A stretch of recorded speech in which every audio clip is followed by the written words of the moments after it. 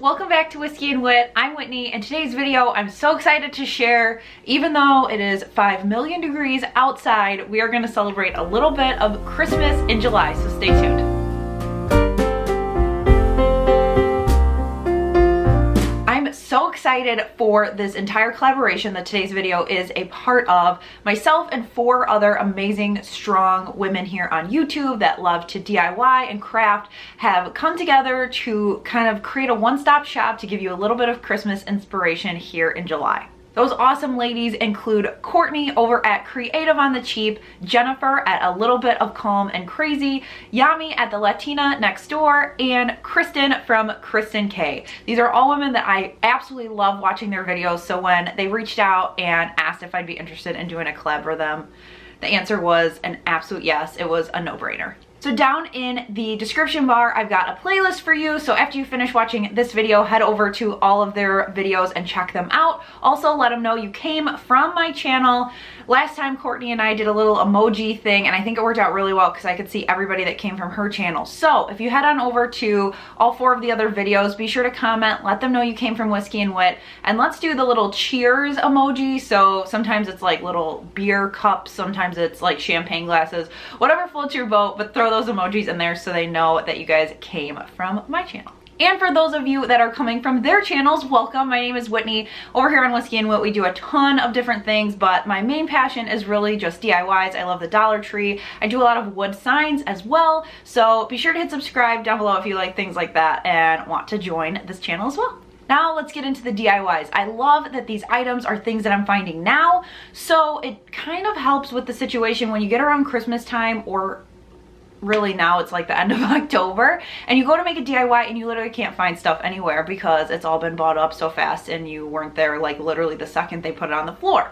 So hopefully a lot of these items are just general like Dollar Tree or craft store items that you can use honestly in projects year round, but really in these Christmas projects, and you don't have to worry about like throwing elbows and like getting your stuff when you're fighting for it at the end of October. Thanks for joining me, and here we go. Let's get started with Christmas in July. First up are these Farmhouse Beads with a little bit of a candy cane touch. I showed how to do these a while ago on my Instagram, but I wanted to make a video too. So for this, you're gonna need some wood beads. These came from Michael's, some Whit dye, and then also some jute twine from the Dollar Tree. The Whit dye I used is in Scarlet, but you could also use the cherry red color. I think both would work just fine. So the first step is to take your jute twine and put all of your beads that you want to dye onto it. So string it along. You can use some tape at the end of your jute twine and it will help it, kind of like a needle and thread, to go through all of the beads. I used 2 packs from Michael's and I decided to dye one of the 27-piece packs and then leave one regular. Up next, you're going to put on some gloves and grab a non-porous bowl. I went with glass just to make sure that everything was going to be fine after I used it and not get dyed. I put aside a huge stack of paper towels for when I wanted to take them out and dry, and then I filled about 8 or so cups of hot water into the bowl. I really probably only needed 4, hindsight, but I ended up doing it. Then I put about 3 tablespoons of the dye in there and then stirred it with just a used disposable little foam brush. Then I took my little makeshift necklace and put it in there, used my brush to make sure everything was covered, and then I let it sit for 3 minutes. After the 3 minutes were up, I gave it a flip and made sure that everything was facing the proper direction. Then after another 3 minutes, it was ready to get rinsed.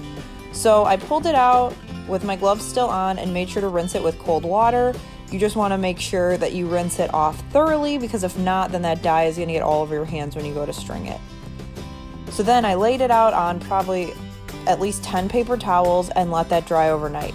Now I made sure to get rid of the dye in the bowl right away, so then that way it didn't have time to sit in the bowl and turn it red. I also made sure to gradually pour it into the sink, and then I used some Mrs. Meyer's to make sure that I got it all out of the sink for staining purposes. This is what they looked like when they dried overnight. You want to make sure that they have space so that they can fully dry. And then the next day, all I had to do was string them. So I started with a red and then a natural wood bead, and I ended up putting 29 beads total, reds on each end.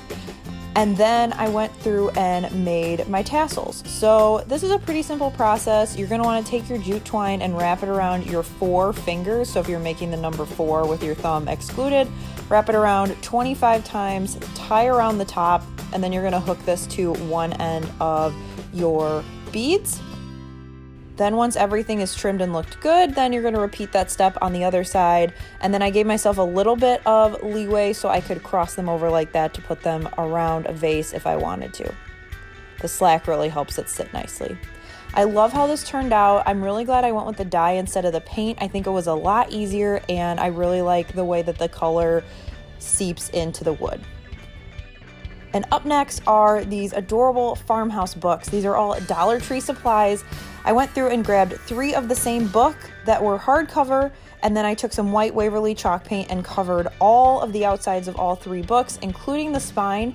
And then you're also going to want to make sure that once you go around and paint everything, that you open up the books and get the inside part, because if not, that black is gonna stick out like a sore thumb, or blue, or whatever color it happens to be for you. Then you're gonna wanna make sure that your prettiest sides are out, and then I just use these stamps from Michaels to put Oh Holy Night. What I like to do is stamp all 3 of the last letters all the way to the right and then work my way backwards. That really helps everything be right justified. Then I took some red baker's twine, which you can buy now at Michaels, but I had this left over from last year, went ahead and wrapped it like a present, and I love how this gives kind of a Christmas postcard vibe, but it also has the Oh Holy Night kind of sentiment to it as well. You guys didn't think that I was gonna do a Christmas tutorial video without including some buffalo check, did you? I was so excited to finally find these wood houses that were so popular a while back, and I knew I wanted to do something with them, but I wasn't sure what. So when we were talking about this Christmas in July collab, I decided that this was gonna be the perfect time to do them. So I flipped them over, pulled off the tags, and then I painted the tall skinny one white and the shorter one red to do both a white and gray buffalo check and then also a red buffalo check. Once both of those are dry, your next step is to grab some painter's tape and tape them off for your first set of lines for your buffalo check. So I decided to do vertical lines first. So the first line doesn't really matter where you put it, you just want to make sure that it's straight. So with that one, I decided to go right up and down the center. And then I used a smaller piece of tape as a spacer to make sure that everything was going to be even. I went through and did the rest of the vertical stripes, just using that spacer to make sure that everything is even. After that, I mixed a little bit of both the white and the red with a teeny bit of ink Waverly chalk paint to create a gray and a maroonish color for both of the houses. And then I went ahead and painted those vertical stripes where it was painted off. The key here is to make sure you use as little paint as possible because it will dry a lot quicker. Once your vertical stripes dry, you're gonna go through and carefully peel off that tape and then do the same thing but horizontally.